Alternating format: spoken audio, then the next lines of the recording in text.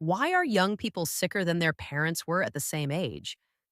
Most of my viewers strive to anticipate future problems and prepare for economic, weather, and infrastructure upheavals. But are we ignoring what's happening to our bodies and those of our children or grandchildren? Look, we see headlines every week. Gen Z suffers from more fatigue, more autoimmune issues, more chronic conditions. People blame stress, screens, lifestyle, and diets. But what if one real problem isn't what's in our food, but about what's missing from our diets? According to the CDC, over half of adults aged 18 to 34 already report at least one chronic health condition. Even worse, more than 1 in 5 are living with multiple medical issues. You can find a link to the original report in the description. These medical issues include heart disease, high blood pressure, diabetes, autoimmune problems, all conditions we used to associate with middle-aged and elderly folks. Even people who eat healthy and appear to have access to nutritious food aren't immune. Something deeper seems to be changing. What's happening? Since the 1950s, researchers have tracked a slow but steady decline in the nutritional quality of our food. Fruits and vegetables grown today contain fewer minerals and micronutrients than they did a few generations ago. A 2024 review called An Alarming Decline in the Nutritional Quality of Foods pulls together decades of data and points to several culprits: overfarmed soil, loss of biodiversity, and one that might surprise you: carbon dioxide.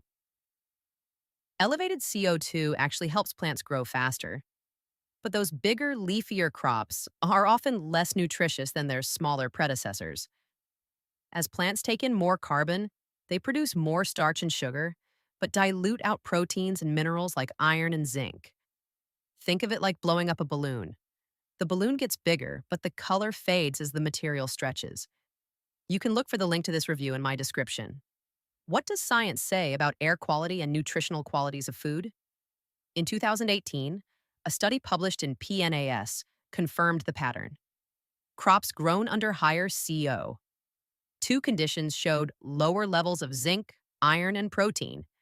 Harvard researchers called it a silent threat, and it's one that could push millions into subtle, chronic malnutrition even as global food production continues to rise. It's not a famine in the traditional sense. It's dilution. We're filling our plates with food that's slowly losing its power. How is declining food nutrition impacting health? Micronutrients are small but critical. Iron helps move oxygen through our blood. Zinc supports our immune systems and our brains.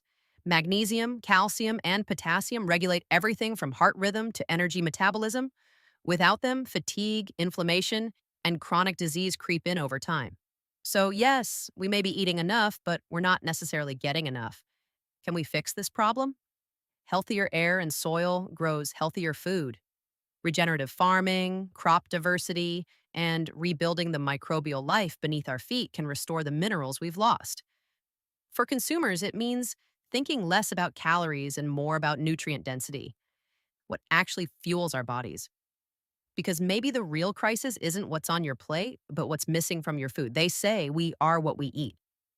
In the comments, tell us how you are prioritizing nutrient density in your own food supply, farm, or garden. Hopefully, you'll stick around in this community by subscribing to the channel and liking this video. Meanwhile, be sure and feed yourself well.